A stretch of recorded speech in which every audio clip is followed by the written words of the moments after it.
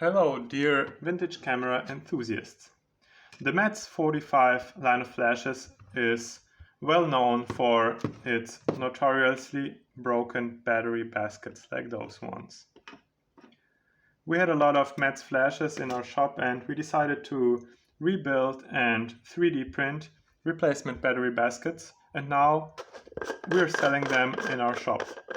It's a pretty simple design. It uses the same 6 AA sized batteries. You can just take this little adapter and fit it inside the old battery compartment, give it a firm push, screw on this cover cap,